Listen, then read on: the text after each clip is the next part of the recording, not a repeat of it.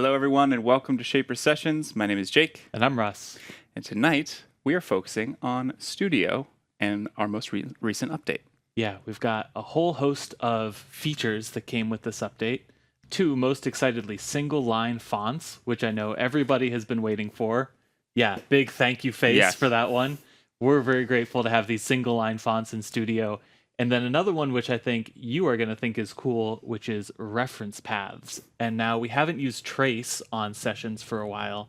Reference paths are going to bring trace back into the mix, and they're going to give you a way to use these tracings as kind of a backdrop to draw, more rectilinear designs over, your standard squares without any irregularities that might come in with that trace drawing. Trace is really accurate from the get-go, but if you want something to be a nice crisp edge, you're going to want to draw something over it with Studio. So we'll show you how to do that.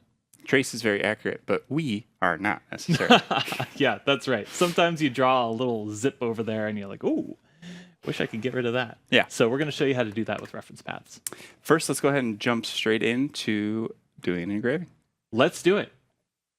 All right. We got a walnut cutting board in front of us today, and we want to put some single line font text down here in the corner for, you said your cousins? My cousins are, well, one cousin. One cousin. One cousin is getting married to someone who's not a cousin. Yes. All right. Well, we're going to zip their names into this cutting board. Nice. Here we go.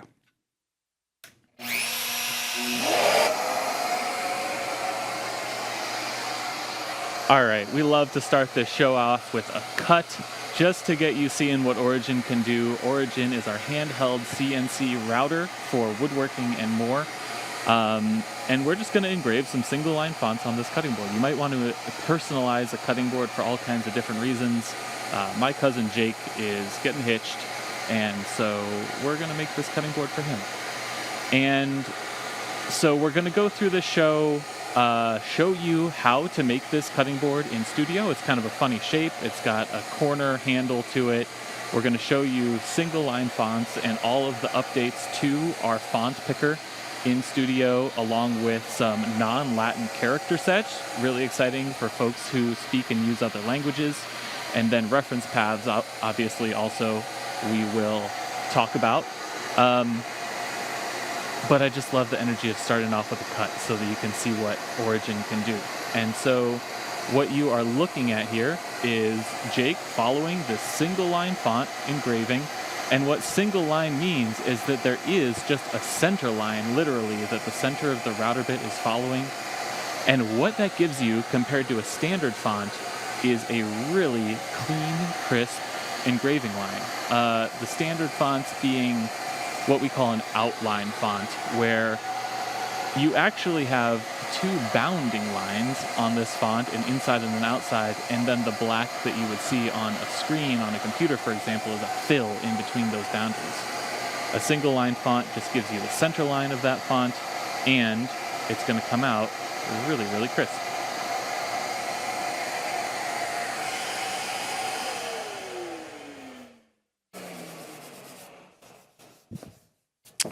And there we go. Nice. Yeah, I think we should, I don't know, I guess we can't really hold that up. Let's show that on the overhead cam, Goose. I think that'll be a better angle. Show off that single line font. Okay. No, Goose says you can't see it. Okay. Well, but we do have this test piece over here, and we'll pull this off after we engrave some additional info on it later in the show. We have this test piece over here that's going to show you kind of the difference with what I was talking about between those single line fonts and those outline fonts. So this is the font that we're using. In outline format, we call it Sacramento. In single line format, we actually call it Big Tomato, just to differentiate, which is kind of fun. Yeah, it is kind of fun. But you can see there the difference between following the double path of the outline on that top example, which looks kind of nasty, frankly, and the single line font, which is just following the center line on the bottom. And it looks much more natural, much more like an actual pen stroke. Yeah. And it took you less than half the time, also important to note. And it is very satisfying. Just because you feel like you're writing in cursive. And you might have noticed that I didn't really have to move a whole lot. Mm-hmm. I was using auto lock for the majority of that and just letting Origin do all of those fine sweeping motions. That's a choice. Of course, I could have taken it manually through, but for small text, it's kind of what auto is all about. Nice. And we can talk about auto lock more when we add that date to this and we engrave that as well. Yeah. Okay, cool. Great. Love getting a cut out of the way, like right off the I do bat. too. So let's go ahead and talk about what all has changed in Studio, what all we've added. And then we'll go through a demo on Studio and show you guys how to build this cutting board shape, and then how we can work through this font picker to see what fonts we've added and how you can choose them. Cool. So let's pop over to the laptop here. I'm going to show you guys one of my favorite things that we do here at Shaper Tools, and that is document release notes for every single software update that we do. We can stay on the laptop here. So this is shapertools.com/releases/studio. We've got an ENUS in here because that is the region that we're in. But if you go over here to learn and go down to software releases here in help and support, that's where you're going to find all these release notes as well. We've got release notes for Origin, Studio, Trace, and our Fusion 360 exporter app. But we're talking about Studio today, so let's look at actually the last 2 updates that we've done, because we've got 2 whole updates that we're catching up on here. Last update, March 20th, 24, new fonts. Okay, what's included in that? 3 new custom single-line fonts that are great for Origin. 12 more fonts with support for non-Latin character languages. That's all of these over here. And then you know what they didn't even write on here that's really important? A fun new novelty. A new novelty font. You guys ever see those live, laugh, love signs? Yes. This Is that is what that is? the font for the live, laugh, love sign. So if you've got somebody who's got that energy in your life, make them a live, laugh, love sign, and they will live, laugh, love you forever. All right. That's not all.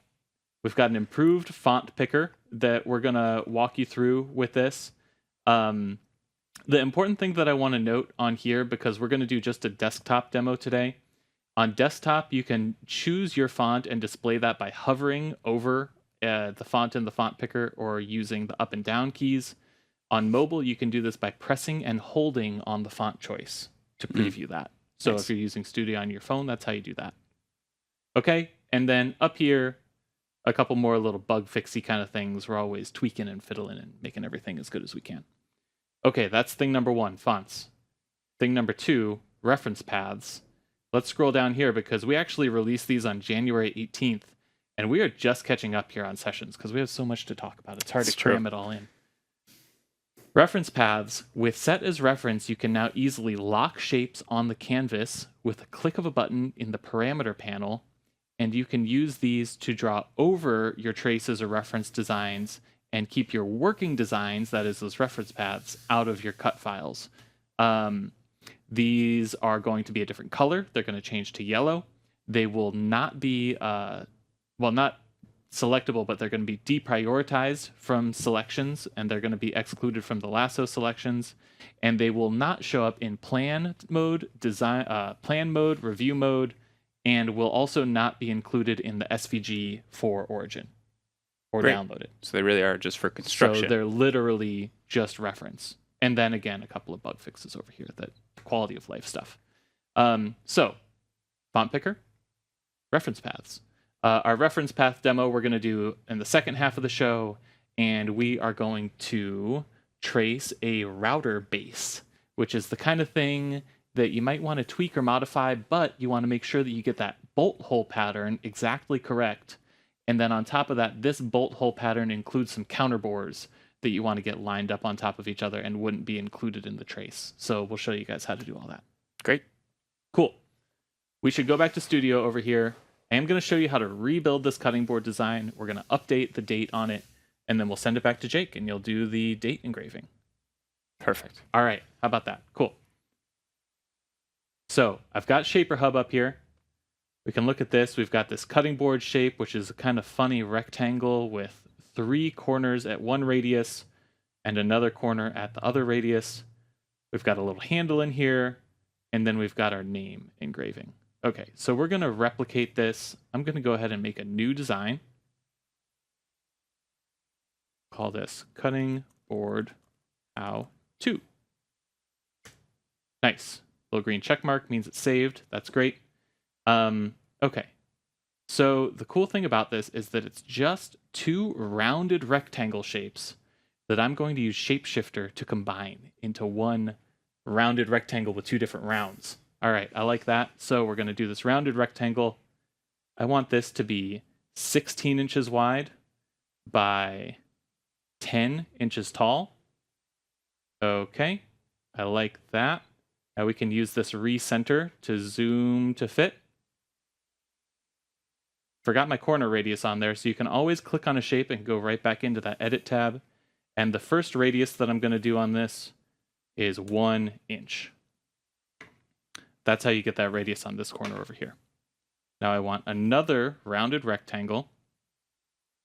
It's going to be the same size. It's going to be 16 inches wide, and it's going to be 10 inches tall.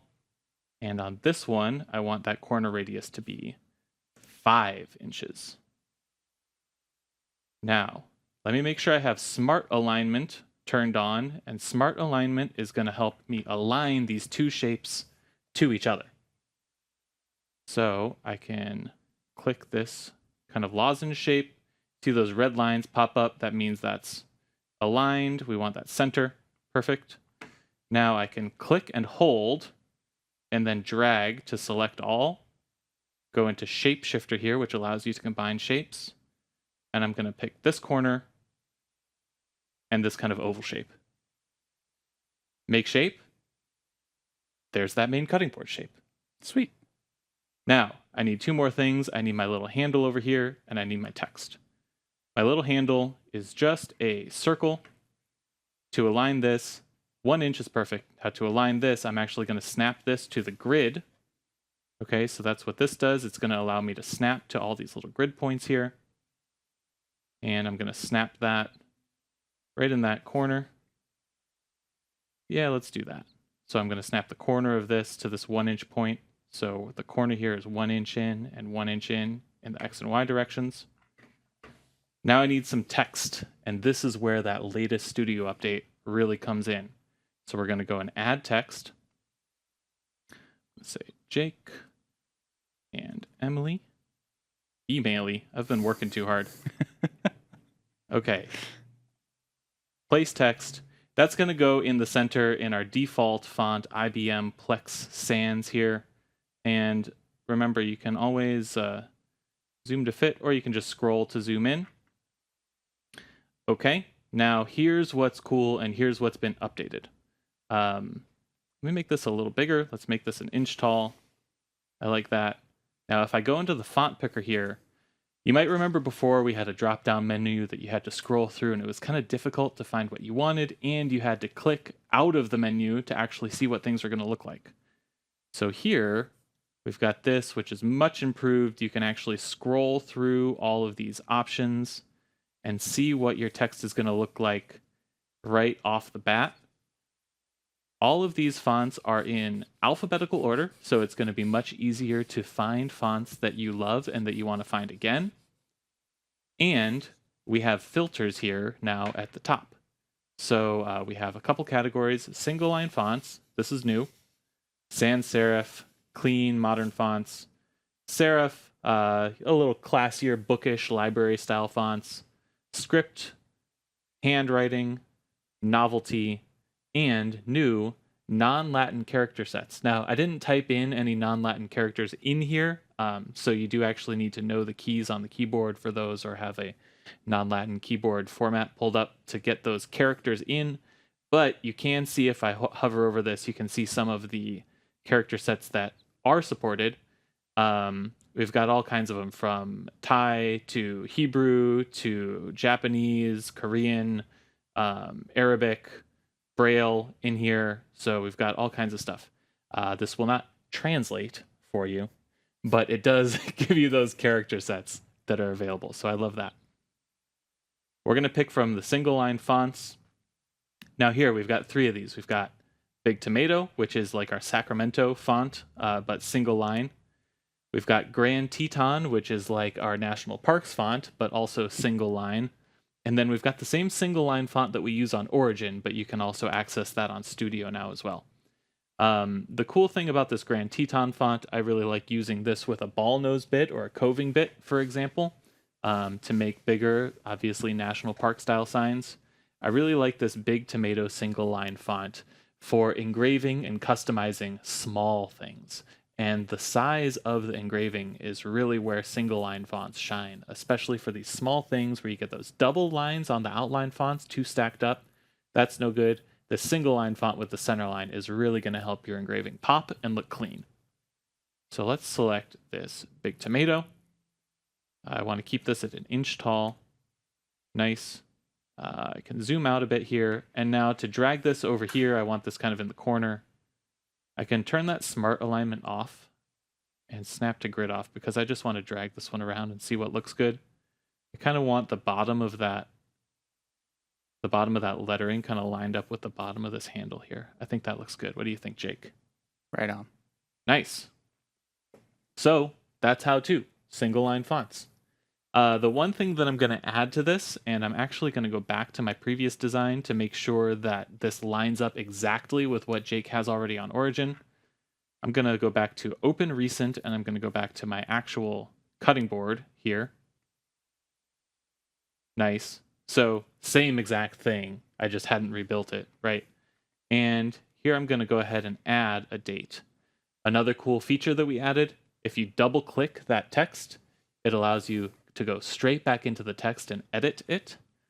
So I'm going to say 10, 12, 2024. Nice.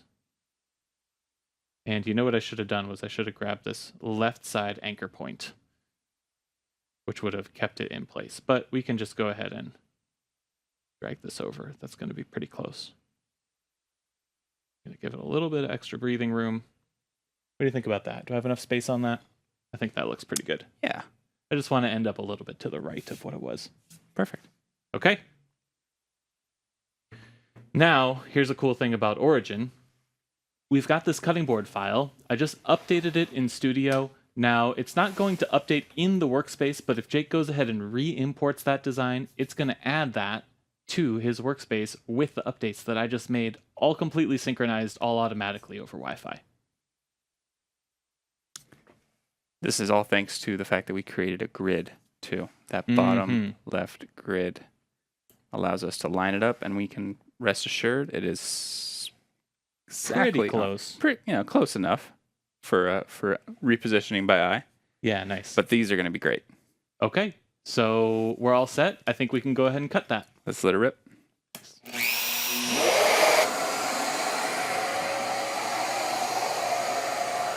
All right, so we talked about auto lock mode earlier. It's really handy for engravings like this. And to access that auto lock mode, Jake is double tapping the green button when he starts to cut. Typically when you start a cut, you just tap and release that green button to plunge, but when you double tap that, it sets you into auto lock mode, which means Origin is going to move that spindle ahead at a constant pace until it reaches the edge of its corrective range. When it reaches the edge of its corrective range, it's going to slow down and wait for you to catch up. But as long as you keep that dot, which represents the center of the spindle, somewhere inside that circle, which represents the corrective range, it's going to just keep on trucking. We've got 10, 12, we're just cruising through this, and this is the benefit of those single line fonts. With the outline fonts, there's twice as much to cut as well. On top of the lack of clarity, you have twice as many lines to cut because you have both an inside and an outside. So with these single line fonts, you can really just cruise through this, and it's a wonderfully pleasant experience. Jake, I thought we were going to have to spend more time on this demo. These single line fonts, we're just cruising through them.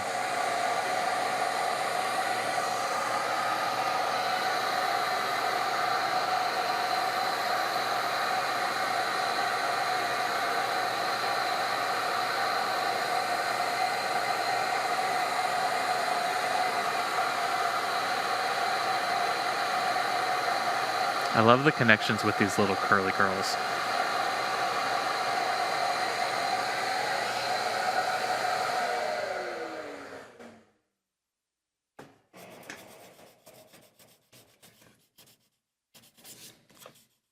Sweet.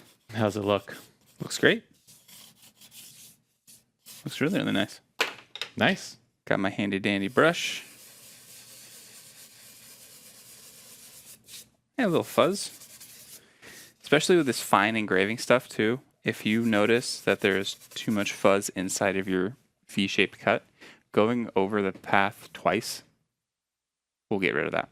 Mm-hmm. Or just a quick pass with a random orbital sander will also pull those fibers up and out with some dust collection. But we are done. That'll help. You know, one tip that I heard that pull I this off? can't completely, yeah, you can pull that off, that I can't completely verify, but I'm going to share it anyway.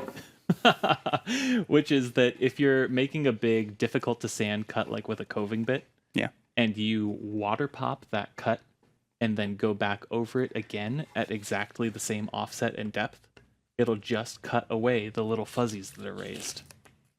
Wow. I'm so glad I'm here on Shaper Sessions, so I learned fun new tips like that. I pretty know on it. the nose there, buddy. Yeah. That looks really great. I'll show it off on the Nice. camera. I'll have to tell my cousins you made them a wedding gift. So the nice thing too is once you oil this, the text really pops because the oil likes to penetrate a little deeper on these cuts than it does everywhere else. Yeah, a little more grain on those. And you might be thinking, oh my gosh, of engraving on a cutting board, isn't that going to get stuck up with gunk and stuff that you're cooking? And yes, it will. So just make sure not to All use these tips that you learn on Shaper Sessions, folks. maybe don't use the It just soft will. cheeses on this side. Uh-huh. Stick to the hard cheeses. Yeah, put the apples over there, or Yeah, the crackers, exactly. right? And maybe we'll call this a serving board and not a chopping board. There you go. Right. Yeah. Okay. Perfect. Love Nice. that. I mean, that's demo 1. We got demo 2 coming up after the break. Before that, we've got a few announcements. Okay. First things first. We got to pull up the poll question. We ran into this show. We did. At the top. Okay, so for anybody who's new, this is Shaper Sessions. This is a live demo of Origin and the Shaper system. We're doing a lot of studio work today. We're going to do some trace stuff shortly. But basically, we're here to show you cool stuff and answer your questions. So if you haven't asked a question in the chat yet, ask us a question, please. And Ted is in the chat today. He's going to be answering as many questions as he can, and then he's going to be sending us a bunch of questions after the show to do a live Q&A. So hang on at the end for that. The other thing at the end is the giveaway. Yes. We like to give away, 1, 2, 3, depending on how many questions there are. Fun, free stuff, just for answering that poll question. So your name is automatically put into the wheel when you answer that poll question. So be sure to do it. Goose, is the poll question up? Goose is on the switchboard here. Goose says, yes, the poll question is up. Okay, so that question is just what is your favorite woodworking YouTube channel or magazine? We love to hear what you like, and I want to know what I should watch on Saturday morning. There you go. Who's doing cool stuff out there. So enter that poll question, and that's going to be signing you up for the giveaway that we're going to do at the end of the show. Cool. In the meantime, got a couple announcements. Yes. Where in the world is Shaper Tools? We've got 2 events coming up. We have the NWFA Expo, the National Wood Flooring Association. Nailed it. And that's going to be April 16th and 18th. Who's going to that? John? John will be there, and I don't know who else. But honestly, even if you're not into the wood flooring world, it is such a cool show. Because The work they do is insane. Yeah, imagine all the fine inlay stuff that we do here on a floor size scale, and you have people there doing it live. Which is incredible. And Origin's great for that, so you could learn more about that at NWFA. The next event that we're going to be doing is Jake and I actually will be at the Connecticut Valley School of Woodworking April 26th and 27th. Fine Woodworking Magazine is putting on an event there, and it's basically like masterclass light, I would say. Yeah, with more instructors too. More instructors, but definitely less hands-on time. There's going to be a bunch of booths where people are doing demonstrations. We're going to be doing demonstrations, and then 10 instructors doing something like 45-minute presentations each, where you're going to learn some incredible stuff. I know a couple people kind of in the Shaper family are going to be there. Larissa Huff is going to be there doing a demonstration on bending. Owen Madden's going to be there doing a demonstration on cabinet making. And who's the third one? Kyle Kidwell, Yes. who has really just blown our minds with the joinery that he uses in his furniture with Origin. Insane furniture with Origin. Yeah. So they'll all be giving presentations, and come hang out, and it's free. So you may as well if you're in New England. So come see us then. That's April 26th and 27th, just outside of Hartford, Connecticut. Nice. Cool. And last but not least, I want to show you one thing real quick, which is related to sessions last week. Okay, so I'm going to pull up Shaper Hub over here. If you're just tuning into Shaper Sessions for the first time, we've done like 100 plus of these. I think this is 103 or 104. It's up there. There's so many cool projects that we've done, but one of my favorite is this last one that we did with Leia Amick. It's this array wall closet. And one thing that we didn't make completely clear last week when we were doing the show was that you can check this project out, download it, all this stuff without owning Shaper Origin. Just go to hub.shapertools.com. You can click into this project. It's got 75 stars right now, which is pretty slick. And you can check all this stuff out, download it, kind of start to wrap your head around what it might mean to make this. And Leia even has a bunch of instructions for doing some of this project with just standard tools that you might have around in your shop. So check it out yourself, even if you're not an Origin owner. If you think this is cool, share it with a friend. We're trying to get the word out on this awesome project. Yeah. A top-notch PDF to follow along with. A+. Makes it really nice and easy with lots of pictures, which I appreciate. And if you didn't see the show 2 weeks ago with Leia, definitely go back to YouTube and check that out because it's cool. Okay. Nice. How are we doing on the poll question, Goose? I think we're good. Okay, let's, he says, it's up.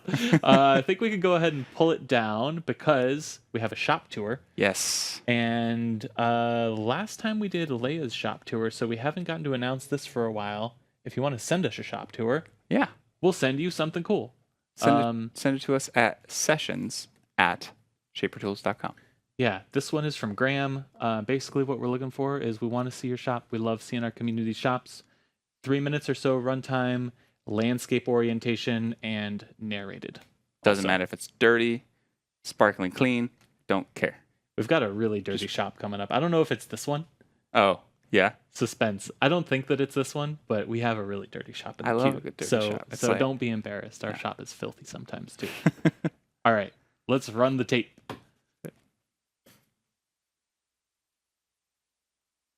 Okay, here's a quick shop tour. My shop is a single car garage located in Canada, so it's pretty cold. No insulation. I even have some tires in there because we just changed our winter tires. So when you walk in, I have a cabinet with miscellaneous stuff in there. On top of that are some sustainers. Most of them are labeled with just stickers from a Cricut. Well, not a quick Cricut, a Silhouette, which I prefer actually. Underneath, I have the storage with some drawers. I often keep my stool under there. Behind the door, I have some air tools, some PPE, miscellaneous hardware, and some other sustainers. I have my sort of toolbox in here. These actually I just can grab and go, and I throw in a sustainer for if I'm going portable, and it's easy to grab that stuff from the door, just one step in. I have some shelving underneath with some more tools labeled. They're double deep drawers, so they're easy to get at. I keep my router table here, my portable router underneath. The fence is just off to the side. On top, I have my tools that are easy to access. Most of my drills are M12. I do have some M18. All my drills are labeled with the blue latches. And in here we have various other drills, M18 stuff. I keep my battery-powered saws handy so I can just reach and grab them from almost anywhere. So a jigsaw and a track saw. I break down most of my track saws on styrofoam. A bunch of tracks and some sheet goods are stored on this side near the bandsaw. Dust collection, another dust collector that has a couple blast gates up here, so it's either hooked up to the table saw or to the workbench area for sanding or cutting, or for when I'm using the Origin. Over here, I have my jointer planer combo, which I love. I can open that window and blow dust out. And that's about it for now. But underneath one of my outfeed tables, which is just the extension table to the MW1000, I keep my shaper. So I can quickly roll this out. I usually set up shop right there. And then this is permanently, the workstation is permanently attached to this workbench. And I wheel my stool over. And now I'm good to go. Hook up my dust collector, which is connected through the Bluetooth. The organized sustainer here. And then most of these things I just kind of keep there out of the way. And I'm ready to work. It's a pretty sweet little setup. There's my shop. A few things that I've made with the Origin are up here. A piano bench, including the legs. I used AutoPass, and the table's engraved with the Shaper Origin. That Jurassic Park Lego stand, it's pretty big. It's probably about 2-3 feet tall. A shot serving tray, Fireball is the logo. It was in Paduke, but it's browned over time. It is epoxied, and that's inlaid. You could say a double inlay in there. The last thing you see is a single cigarette holder. And what's cool about that is the words were done on tool, as well as the layout. Like there's a male and female part, and they fit perfectly so that your cigarette doesn't break. I've made a lot of coasters over time. They're really easy to make, engraving something. On Tool Cat, I used to make that knife holder for a drawer in our kitchen. The cornices, that's a terrible photo, but those were awesome to make on the machine. And then a tequila shot paddle, Paduke, and a double inlay. There's a walnut outline, and then the lemons are yellow heart in there. And the holes for the shot glasses were done on tool. That was one of my first projects with the Origin.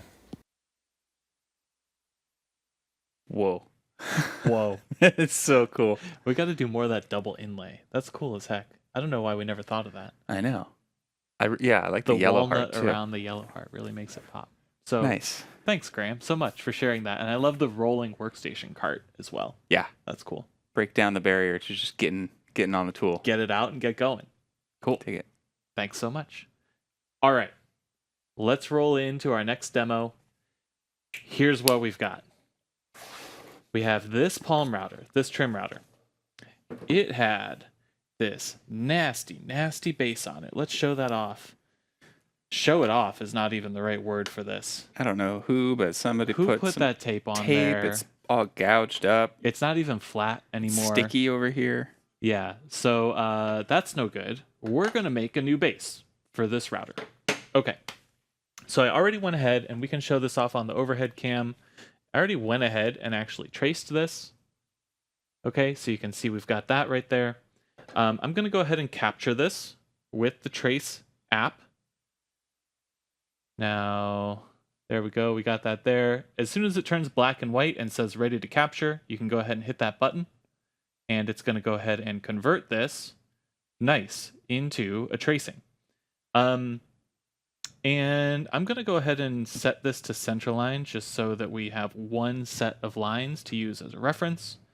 I'm going to hit the check mark. I'm not even like manipulating this at all. I'm going to hit the check mark. And what this shows you is all of the different ways that you can save a file with Trace. Now remember, Trace is the easiest way to get SVG vector files for any digital fabrication tool. You don't have to mess with digital design software. You could take this and you could send it to your Silhouette vinyl cutter, for example, if you're Graham and you like a Silhouette over a Cricut, or you could send it to a Cricut vinyl cutter or to a laser cutter or directly to Shaper Origin. But because we're doing a studio demo and I want to actually change this a little bit, I'm going to go ahead and send this file to Studio. So let's go ahead and look at the phone here.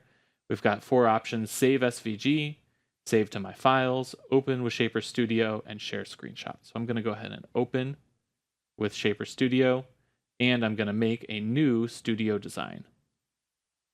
Okay, go to Studio.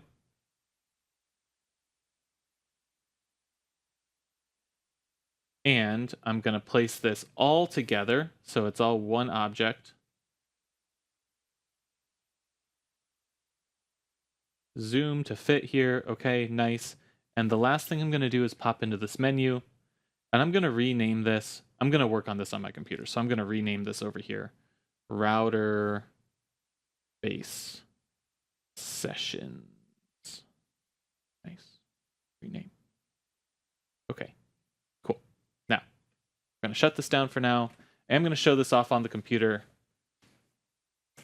just because I like having a mouse for demos, and the touchscreen doesn't really show touches as well. You know, it's really hard to follow along. So, okay, but you can see I've got this pulled up on the laptop, and this is the cool thing about the Shaper system. It's always synchronizing. So we've got this pulled up right here. Now, cool, I could send this right to Origin. I could zip this out. There are two reasons that I want to do this in Studio. One is because of these holes over here. On my tracing, I just have one hole. I could make a counterbore for this with Origin by using offsets, but in Studio, I'm actually going to draw those counterbores in so those screw heads sit below the surface of the router base, right? That's really important. The other thing that I want is that, you know, this router base felt kind of small to me, kind of tippy. So I'm going to add a kind of palm area over here. So I'm actually going to shapeshift a palm area onto this, kind of like we did with the cutting board.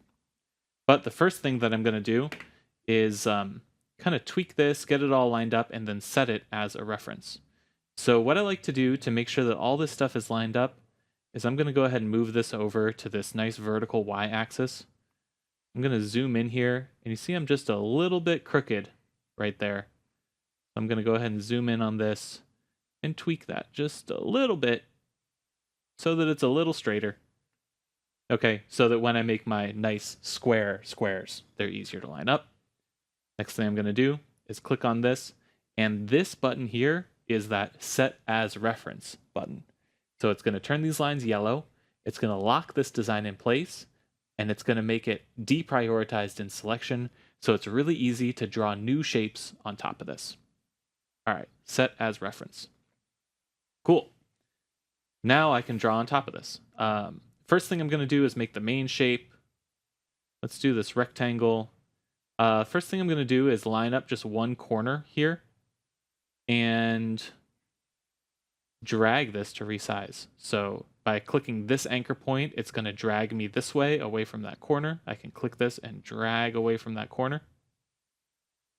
A little bit of overhang there is okay, but if I didn't want that overhang, I could click this anchor point and resize. Let's actually do that. Let's just make it right on size like that. How about that? Okay, perfect. Okay, I'm going to add another rectangle here, and I'm going to use that to kind of fill in this cutout, which is for the thumb wheel on this thing. You want to have some nice hand clearance for that thumb wheel, and bump that up and down so it's aligned. Okay, and then I want to add that palm section over here. Let me turn that smart alignment back on. I'm going to add a circle. And what smart alignment does is it's going to let that snap to the center there.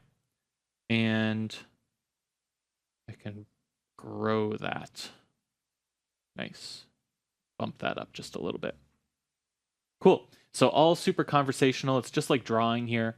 The next thing that I'm going to do is select all of these, and I can hit Control A to select all, or click and drag. And now, Goose, let's pull down this picture-in-picture because I want to show everybody the shapeshifter button. The shapeshifter button is right down here. So you're going to hit that, and this is what allows you to pick out of these shapes what shape you want to keep. So we're going to pick this shape, and this shape, and we're trying to get rid of this over here. Nice. Make shape. Sweet. Now we need to add these holes. Okay, so this is all just circles. What I like to do for this is you want to turn that snapping smart alignment. I like to turn that off because we are trying to just line this up with this circle here. Trying to eyeball that. Okay, that's like pretty well aligned, nice and circular. And we're going to do the same for the bolt hole pattern. Make another circle. For this one, we're going to go ahead and line that up. It's easier to line it up when it's nice and small. When that line is right on top of itself, because your eye is really good at seeing those small differences. So I like that. That's pretty good. You know what I forgot to do was measure these. So Jake, could you go ahead and grab a caliper for me for that? Absolutely. While I copy these circles. I'm going to hit the duplicate button. Actually, I'm going to make the counterbore first because I want to duplicate them once they're the right size. I'm going to take another circle and I'm going to make that counterbore.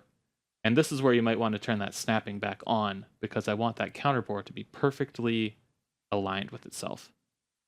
So if I turn that smart alignment on, this is why I wanted to do this in Studio here. You can do that smart alignment right on top of itself. So what's my inner screw hole diameter? 0.2. 0.2. So we can set that to 0.2. And what's my counterbore diameter? 0.385. 0.385. Nice. Okay. Now I can go ahead and duplicate that. And I can go ahead and duplicate, oops, not that one, this one. Go ahead and duplicate that. We could even pick both of these at once and kind of drag them around. So I'm going to take this screw and center it over this one. That looks pretty good. I'm going to take this screw and I'm pressing Shift to select both of these at the same time. I can drag this over on top of this one. You can see how that line tool or the smart alignment is helping me line these up really well. And align that over that one. Nice. So I've got my base shape. I've got 4 counterbores. I've got my cutout for the thumb wheel. And I've got this circle clearance for the router bit itself. What do you think? Excellent. Nice. Let's go into plan mode and set this up for Origin.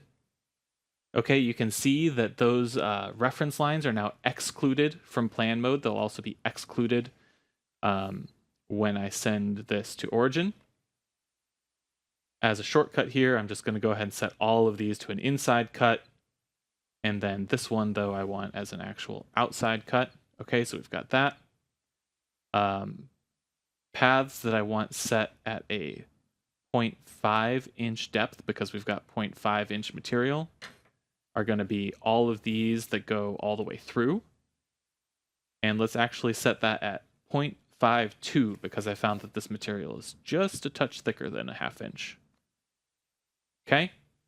And then these counterbores here, we are going to set at, let's say 0.35.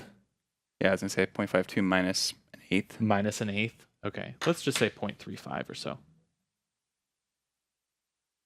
Which is deeper than the original, but the screws haven't gotten any longer. We're using thicker material, but the same size screws, so you got to make those counterbores deeper. And that'll leave 0.15 inches of material in between. Okay, I think that's it. So we can go ahead and pull this up on Origin and see how it looks. All right, got my 1/2 inch thick piece of phenolic coated ply, which is nice and slippery. It's going to be nice on this router. Go to import. Grab that router base sessions and just place this anywhere. Right there feels good. Nice. And we're not doing a grid on this as a shortcut, but if you wanted to be able to return to this and update that design, I would definitely encourage you to use a grid for this. Totally. All right, I like to go through and cut all my holes first. I'm going to use a lot of helixing. I have the 1/8 inch bit in there for everything. And I'll use AutoPass as well. Okay, nice. Cool. Love it.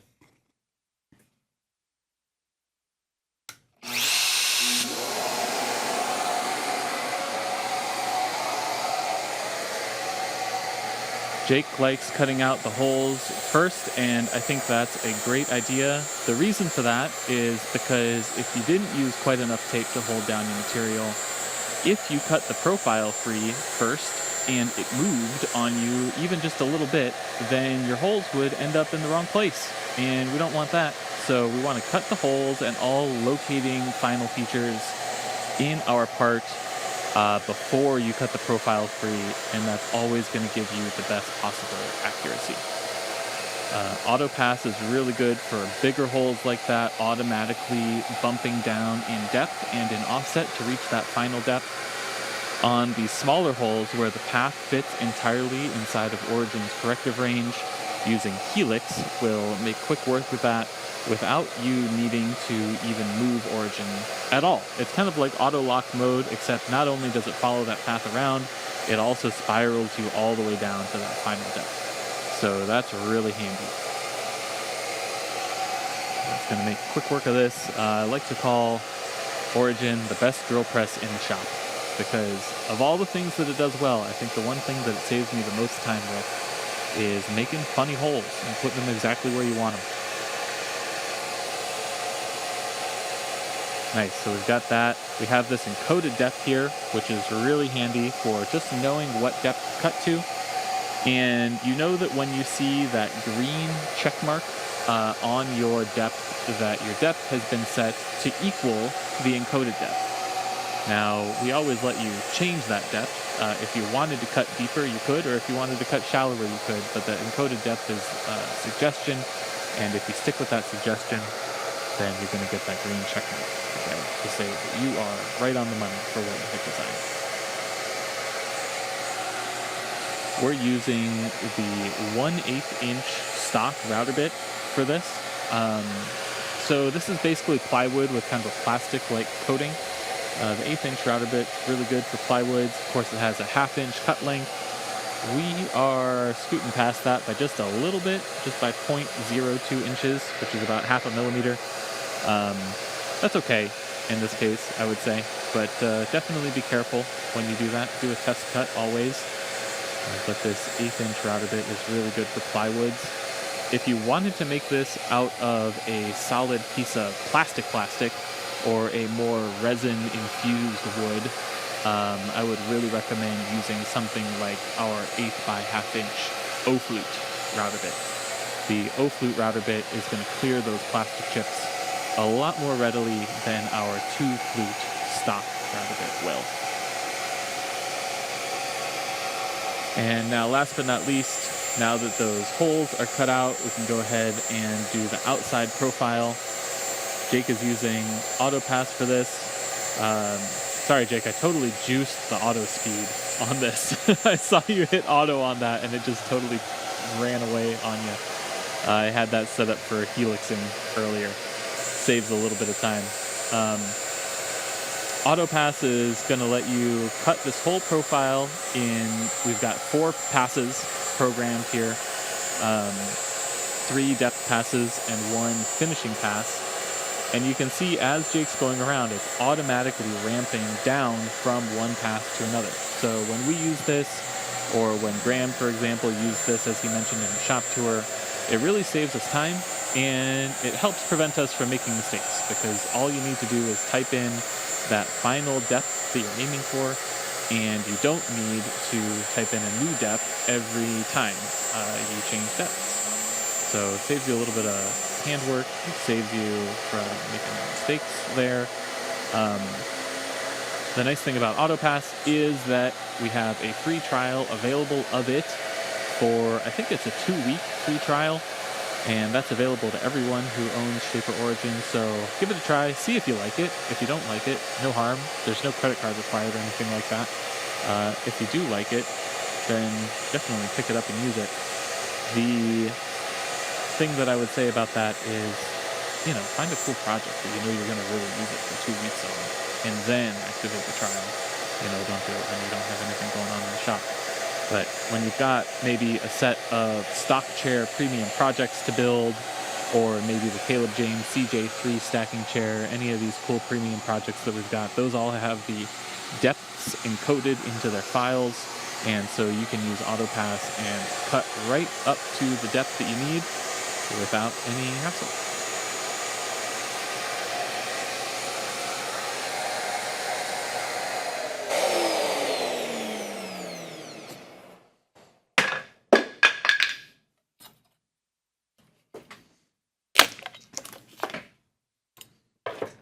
All right. What do you think? Hard to do a test fit on this stuff, but we're just going to trust the process here. I'm sure this is going to work. Oh, yeah. This is kind of a mix-up because we say whoever doesn't cut installs, but I designed this, so who installs? I think I'll do it. Yeah. I got all the stuff. Oh, you over got here. all the stuff. You're We ready got all to go. the stuff. Okay. So here's our router. We're putting this notch where this kind of thumb screw is so that it's out of the way. Okay. Yeah, everything looks like it's lining up pretty well. Make sure that this your is clamp. Yeah, thank you. Make sure that this stuff is unplugged when you're doing this, okay, guys? Unplug your router before you mess with this stuff. Okay. Ah! I see it. Okay. Here, let me just drop it in here first. I should have got one of those magnetic guys. All right. Got the screw in.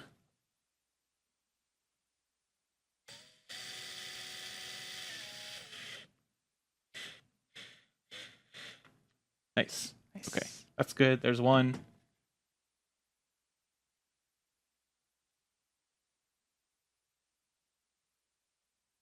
This is going to take me a long time. Let's just do 2 here.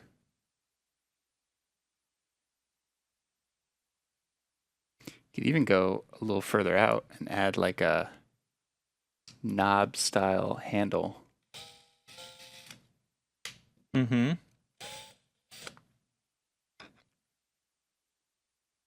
That would be really cool. Yeah, I'm so distracted by like putting these screws in. Got to make sure the drill's going the right way. Okay. 1, 2, 3. And I'd probably just ever so slightly break the edge on this kind of stuff. Mm-hmm. Just so you don't have a sharp phenolic edge running around in your material. Good idea. Yeah, I was looking into the Festool Carvex the other day and all the different bases that they have for that. They have like 5 different bases available. They have a metal base for when you're cutting metal. They have a dimpled base for when you're cutting things with lots of sawdust, which is lower friction, kind of like a golf ball. Interesting. They have a removable felt pad base for Like finished work? super soft finished work. Huh. And then they have the standard phenolic base. Neat. Yeah, pretty cool, right? I would never have thought of all of those things. So, with Trace plus Studio, make all your different router bases. So we've got this. This is great. That's sweet. Nice and stable. And now I've got my little palm rest on this. Because before, I don't like putting my fingers by the spinning router bit. I like a nice palm rest. There we go. Here, let's show this off on the camera.